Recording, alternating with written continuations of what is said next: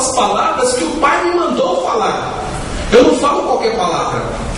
É diferente de hoje, irmãos, que as pessoas eles querem vir à igreja e trazer os seus próprios conceitos. Ele quer expor as suas vivências, ele quer expor a sua vida diária. Olha, Deus fez isso por mim, fez aquilo.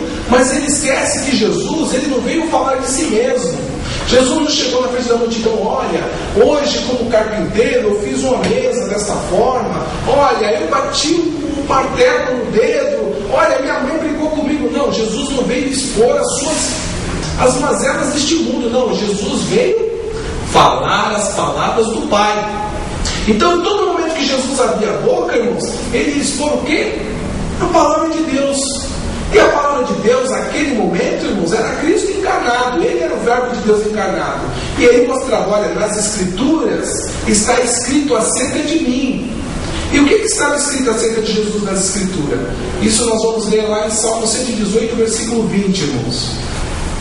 Então nós vamos ter que dar uma olhada no Salmo 118. O que o Salmo 118 fala de Cristo? Então a maioria das pessoas tem aquela ideia que os salmos são cânticos que as pessoas cantavam descompromissadas, sem nexo. Não. Os salmos são profecias.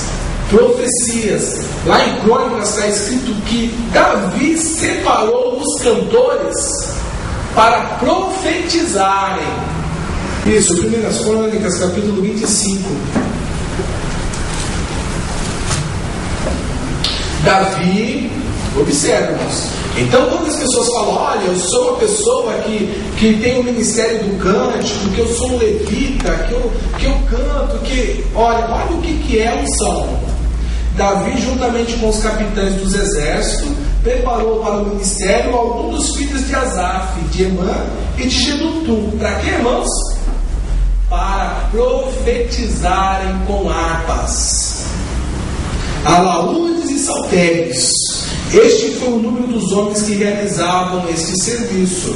Então, quando nós pegamos os salmos, você não está se deparando simplesmente com cânticos, você está se deparando com profecias, porque esse foi o ministério que Davi separou esses homens. Para quê? Para profetizarem. Então, quando você pega os salmos, você está trabalhando com profecias, eminentemente profético.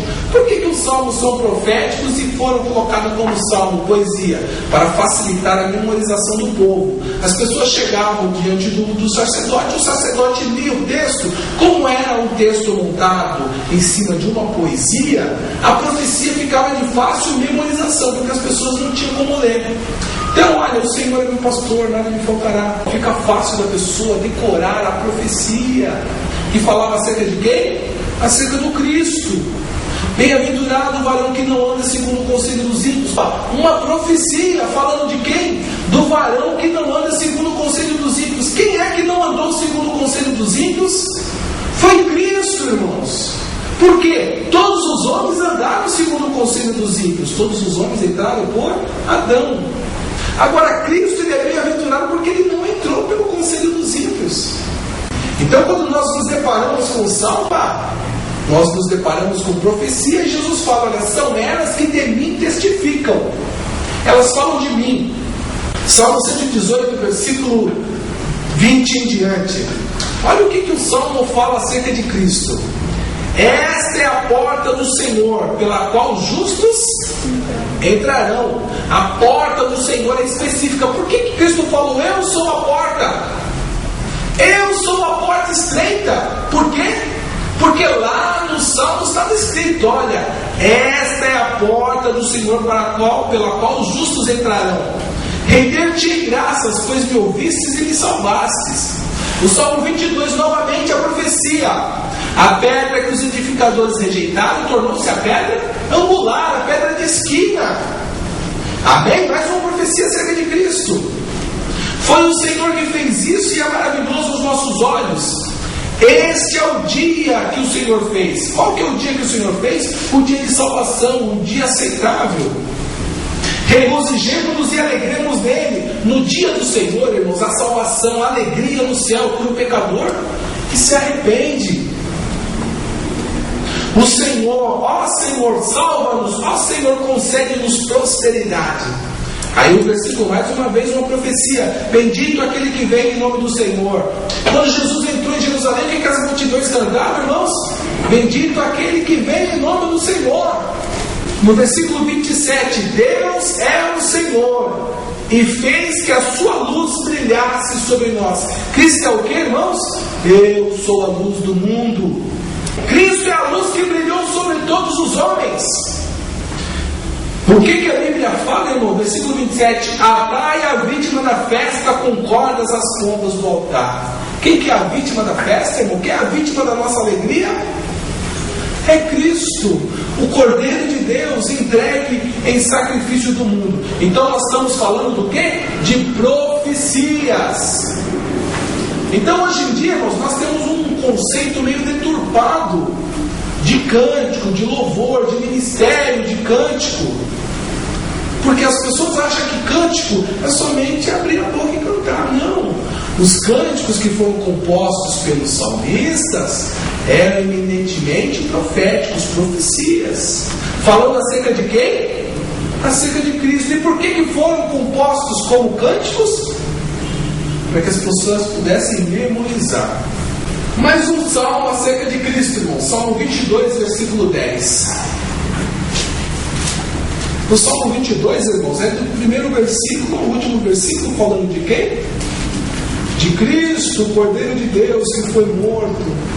Só que nós vamos aplicar atenção especialmente no versículo 10.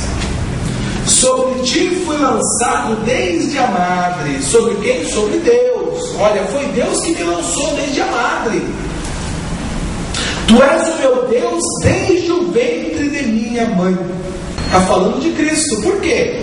Versículo 1. Deus meu, por que me desamparastes? Ou seja, quando Jesus estava na cruz, ele não estava gritando: olha Deus, o Senhor me desamparou, eu sou um homem desamparado, coitado de mim. Não. Ele estava citando o quê? As Escrituras. Por isso que ele falou em hebraico. Ele sempre falava às multidões em grego. Só que quando ele estava na cruz, em vez de ele falar em grego, ele falou em hebraico, em aramaico. Porque ele estava fazendo o quê? Citando as Escrituras. Quando a pessoa olhasse aquela figura do Cristo na cruz, quando ele chegasse em casa e lembrasse do Cristo na cruz, ele lembrava: poxa, Jesus falou alguma coisa lá, Eli, lama sabachthani. O que isso quer dizer? As pessoas iam lembrar do quê?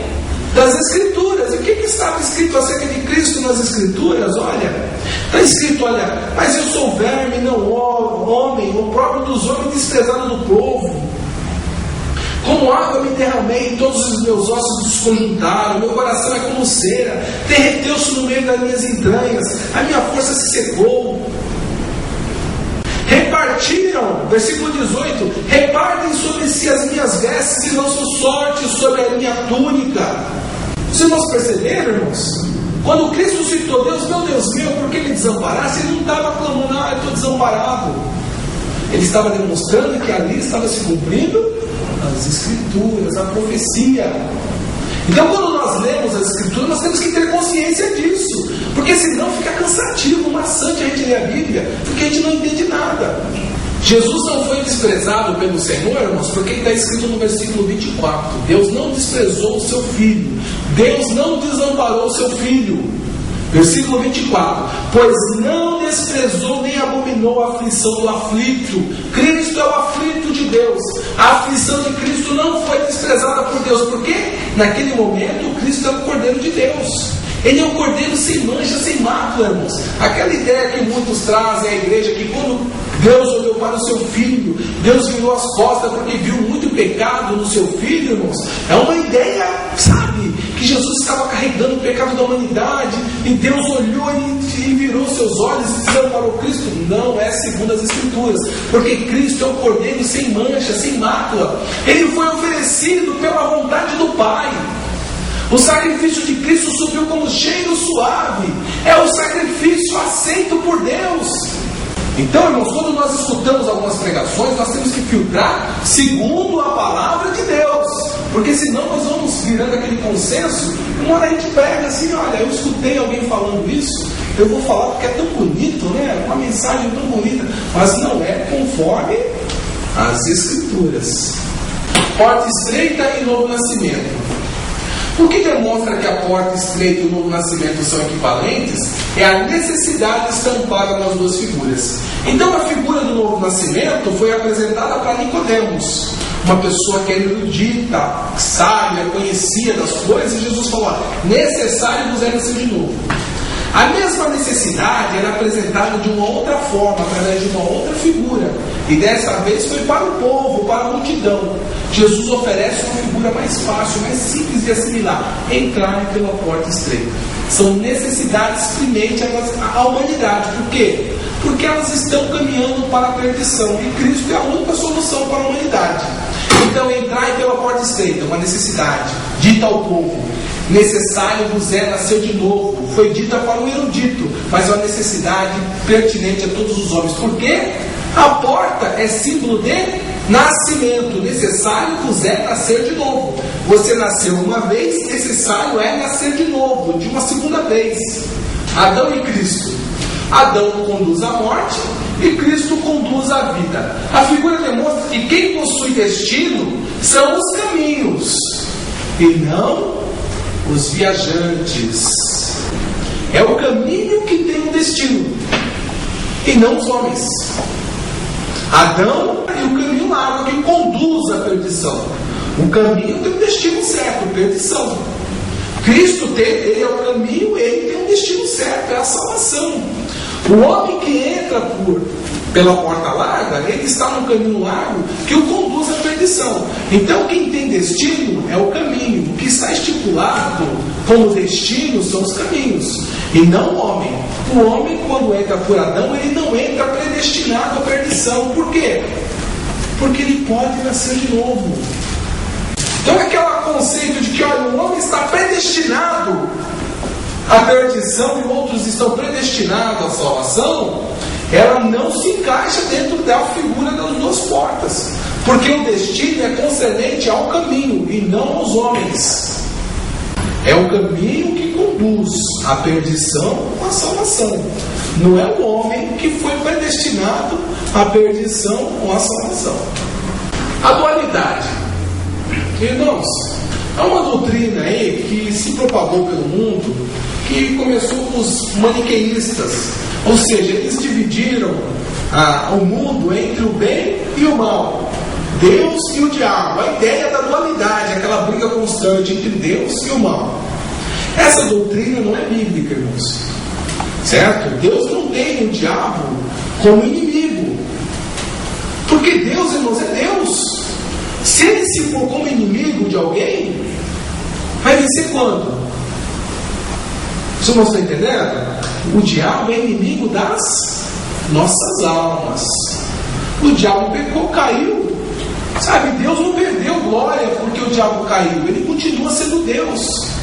Agora nós, irmãos, é que temos um problema. Porque o diabo, ele fica com inveja da gente. Ele quer um lugar que a gente tem. Ele quer tomar aquilo que a gente tem. Ele está ao derredor, bramando como leão.